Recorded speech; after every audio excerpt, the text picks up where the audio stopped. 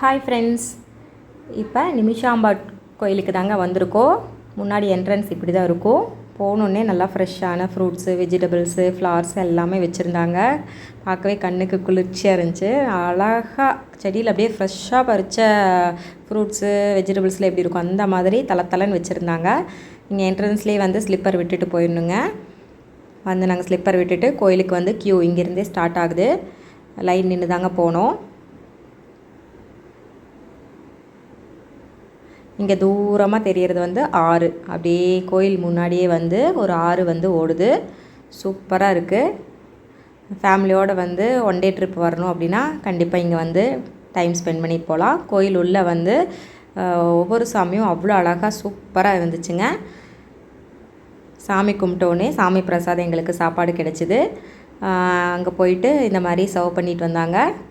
அப்பா, அம்மா, நான், தங்கச்சி ஃபேமிலி எல்லோரும் சேர்ந்து போய் சாமி அன்னதானம் சாப்பிட்டுட்டு அப்படியே வெளியே வந்தாங்க. வெளியே வந்துட்டு அப்படியே ஆறு ஓடுறத பார்த்துட்டு நல்லா குளித்து என்ஜாய் பண்ணிகிட்டு இருந்தாங்க.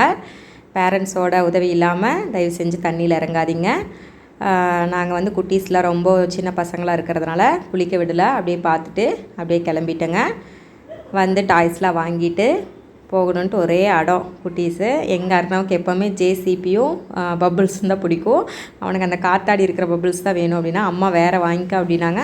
அப்படின்ட்டா பாருங்கள், எத்தனை குட்டீஸ் எல்லாருமே வந்து பப்புள்ஸ் தான் வச்சு விளையாடிட்டு இருந்தாங்க.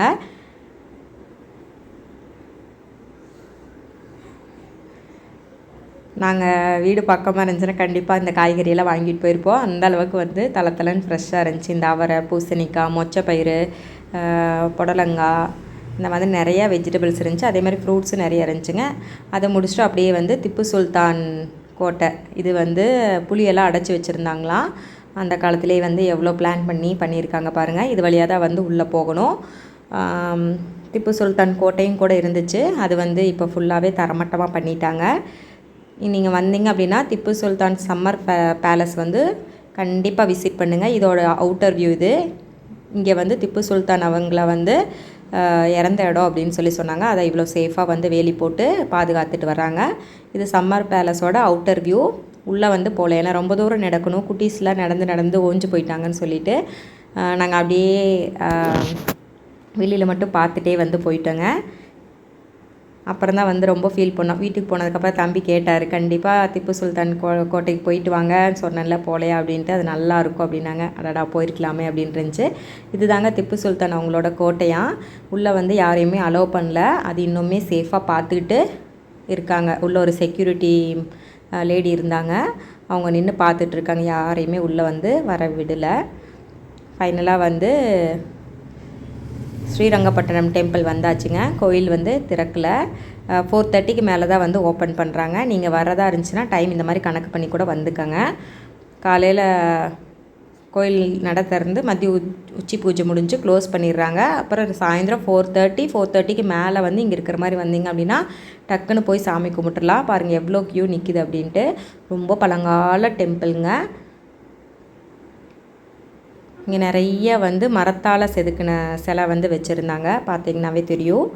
சூப்பராக இருந்துச்சு. ஒவ்வொரு சிலையும் பார்க்க அவ்வளோ ஆசையாக இருந்துச்சு. யூனிக்காகவும் இருந்துச்சுங்க. லைன் பாருங்கள் எவ்வளோ தூரம் நிற்குது. பக்கத்துலேயே பெரிய பார்க் இருக்குது. இங்கே லெஃப்ட் சைடில் இருக்கிறது பார்க்கு. குட்டீஸ்லாம் கூட்டிகிட்டு வந்தீங்க அப்படின்னா கொஞ்சம் நேரம் போய் டைம் ஸ்பெண்ட் பண்ணலாம், விளையாடிட்டு போகலாங்க. நாங்கள் லைன் நின்றுட்டுருக்கோம். இங்கே சுற்றியும் நிறையா சாமி சிலை தான் வந்து இருந்துச்சுங்க. அப்புறம் அந்த காலத்திலே கற்கோயில் எப்படி அமைச்சிருக்காங்க பாருங்கள்.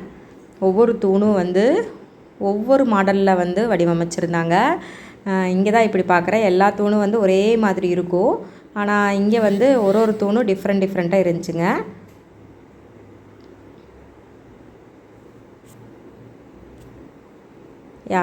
தங்கச்சி இதுக்கு முன்னாடி வந்தப்போ இவ்வளோ கூட்டமே இல்லை. இந்த வாட்டி வந்து கோயில் நட திறக்கிறப்ப வந்திருக்குறோம் கரெக்டாக. அதனால தான் இவ்வளோ கூட்டம் இருக்குது அப்படின்னு சொன்னாங்க. இல்லைன்னா வந்து ஃப்ரீயாக தான் இருக்கும் அப்படின்னாங்க. பாருங்கள் ஒரு ஜாயிண்ட்டும் வந்து எப்படி ஈவனாக இருக்கிற கல்லை வச்சாவே நம்மளால் கட்ட முடியாது. அன்ஈவனான கல்லை அந்த காலத்து மன்னர்கள்லாம் எவ்வளோ அழகாக வந்து ஆர்கனைஸ் பண்ணி கட்டியிருக்காங்க அப்படின்னு சொல்லிட்டு. இங்கே வந்து பெருமாள் படுத்துட்ருப்பாருங்க. எப்படி ஸ்ரீரங்கத்தில் வந்து சாமி படுத்துட்ருக்காங்க அதே மாதிரி தான். இங்கே தூண் பாருங்கள், ஒவ்வொரு தூணும் வந்து டிஃப்ரெண்ட்டாக இருக்கும். அந்த அவ்வளோ அழகாக கற்சிலை வந்து கற்தூண் வந்து வடிவமைச்சிருக்காங்க. அதிலே டிசைன் வேறு கொடுத்துருக்காங்க பாருங்கள். இன்றைக்கி ஃபுல்லாக கோயில்னு நாங்கள் சுற்றிக்கிட்டே தான் இருந்தோம். ஃபைனலாக தான் வந்து பார்க் போகிறதுக்கு பிளான் பண்ணியிருந்தேங்க. கேஆர்எஸ் டேம் வந்து போகிறதுக்கு பிளான் பண்ணியிருந்தோம். இப்போ சம்மர் லீவு அப்படிங்கிறதுனால எல்லா இடத்துலையுமே ரொம்ப கூட்டமாக தான் இருந்துச்சு. எல்லாருமே சாமிக்கு வந்து துளசி மாலை வாங்கிட்டு வந்திருந்தாங்க. வாங்கிட்டு வந்து சாமி கும்பிட்டாங்க.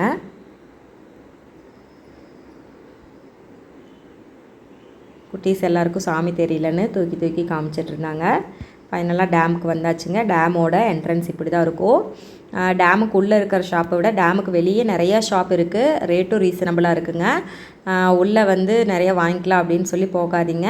வெளியவே முடிஞ்ச அளவுக்கு சாப்பிட்டுட்டு போயிருங்க. அப்புறம் வந்து கூட வாங்கிக்கலாம். உள்ளே பார்த்தீங்கன்னா ஜூஸு, ஐஸ்கிரீம் அந்த மாதிரி நார்மல் ஐட்டம்ஸ் தான் இருந்துச்சு.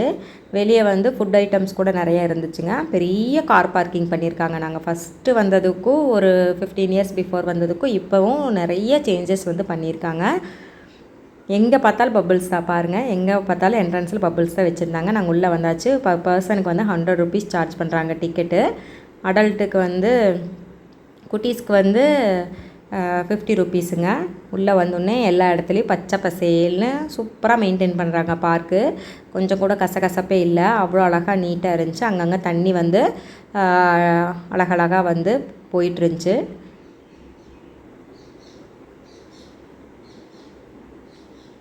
இந்த பார்க்கை நடக்கிறதுக்கே ஒரு தனி தெம்பு வேணுங்க. அதனால் நம்ம வெளியவே வந்து நல்லா ஹெவியாக சாப்பிட்டுட்டு வந்துட்டோம் அப்படின்னா ஃபுல்லாக நடக்கிற வரைக்கும் தெம்பு இருக்கும், பசிக்காது. இல்லைன்னா வந்து வந்தோடனே வந்து பசிக்க ஆரம்பிச்சிரும். பார்க்கு மொத்தமாக ஒரு 1லேருந்து 1.5 கிலோமீட்டர் இருக்குங்க உள்ளேயே நடக்கிறது. பாருங்கள் எவ்வளோ அழகாக தண்ணி எல்லாம் போகுது அப்படின்னு சொல்லிட்டு எல்லோரும் வந்தோடனே ஃபோட்டோ தாங்க. இது வந்து லைட் போடுறதுக்கு முன்னாடி. லைட் போட்டதுக்கப்புறம் பாருங்கள் பார்க்கோட டோட்டல் வியூவே மாறிடுச்சு. சூப்பராக இருந்துச்சுங்க. லைட் போட்டால் தான் அதுக்கு உண்மையான அழகே கிடைக்குது. அவ்வளோ அழகாக இருந்துச்சு. இந்த ரிஃப்ளெக்டிங் லைட்டு, இந்த மாதிரி கலரான லைட்டு நிறையா போட்டிருந்தாங்க. மேரேஜ் ஆகி நிறைய பேர் கப்பலாக வந்து ஃபோட்டோ ஷூட்டில் இங்கே பண்ணிகிட்டு இருந்தாங்க. சூப்பராக இருந்தது.